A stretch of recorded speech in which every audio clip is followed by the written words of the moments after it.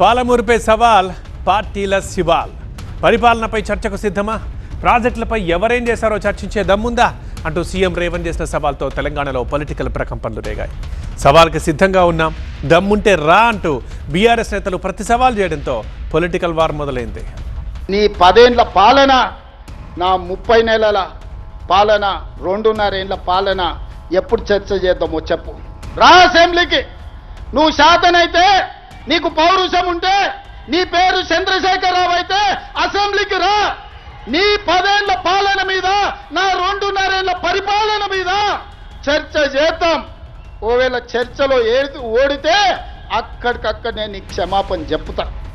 లేకపోతే నోరు మూసుకొని ఆ ఫామ్ హౌస్లో బోర్ల బొక్కల వండుకొని నిన్ను అడిగినోళ్ళు లేదు, నిన్ను వాటేసుకునేవాళ్ళు లేదు. పాలమూరు రంగారెడ్డి ప్రాజెక్టు పనుల పరిశీలన సందర్భంగా గత ప్రభుత్వంపై సీఎం రేవంత్ ఘాటు విమర్శలు చేశారు.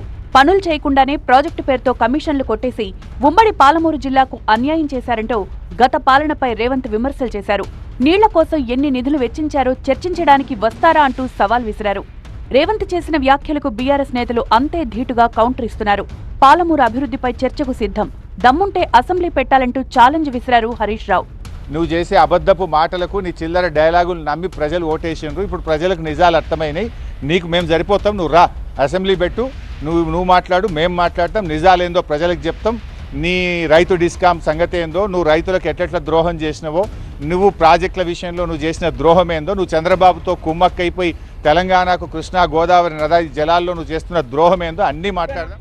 లిఫ్ట్ ఇరిగేషన్ ప్రాజెక్టుల్లో మొదట లిఫ్ట్ పనులే చేస్తారన్నారు మాజీ మంత్రి నిరంజన్ రెడ్డి. రేవంత్ తమను విమర్శించడమే పనిగా పెట్టుకున్నారన్నారు. పెండింగ్ పనులు పూర్తి చేయకుండా ప్రభుత్వానికి ఎవరడ్డం పడ్డారో చెప్పాలని ప్రశ్నిస్తున్నారు బీఆర్ఎస్ నేతలు. ఇన్ని అప్లై చేసినావు కదా, మరి దాంట్లోకి వెళ్ళి 10-20 వేల కోట్ల రూపాయలు, యాటో ఒక 10,000 రూపాయలు పెట్టినా కూడా 30,000 కోట్ల రూపాయలతో ఇలా మిగిలినటువంటి పనులు ఒక రూపానికి వస్తుండే కదా. మెయిన్ కెనాల్స్ కూడా అయిపోతుండే కదా, ఎందుకో దాని మీద పెట్టలేదు. మరి ఎవరు అడ్డం పడ్డారు? అడ్డం వస్తే మేము చేస్తాం డైలాగ్. ఎవరు అడ్డం పడ్డారా? మహానుభావ మొగుడా, ప్రాజెక్టును దమ్మున కంప్లీట్ చేయని చెప్పినా, ముకులిత హస్తాలతో కోరుకున్నాం, ప్రార్థించినాం, మనవి చేసినాం, నిలదీస్తున్నాం, ప్రశ్నిస్తున్నాం. తాము పాదయాత్ర అనగానే ప్రభుత్వంలో కదలికొచ్చిందని బీఆర్ఎస్ నేతలు అంటున్నారు.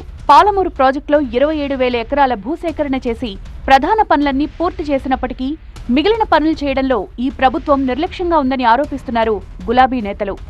మేము పాదయాత్ర అనుకున్న తర్వాతనే స్టార్ట్ అయింది. చేయండి, మీకు క్రెడిట్ పోతుంది. మీరు ప్రారంభించిన ప్రాజెక్టుల వల్ల, మీరు ప్రారంభించినందుకు మేము కంప్లీట్ చేసినాం. మీరు ప్రారంభించకుండా మేము కంప్లీట్ చేయకుండా మళ్ళీ కొత్తగా అయితే టైం పడుతుండే. మీరు ప్రారంభించినందుకు దాన్ని రీడిజైన్ చేసినాం. అది మీ ఘనత, మా ఘనత. 100% మీరు ప్రారంభించారు, దాన్ని మిమ్మల్ని అప్రిషియేట్ చేస్తాం. మేము ప్రారంభించినవి మీరు చేయండి. మొత్తంగా పాలమూరు గట్టు మీద పొలిటికల్ వరద పోటెత్తుతోంది.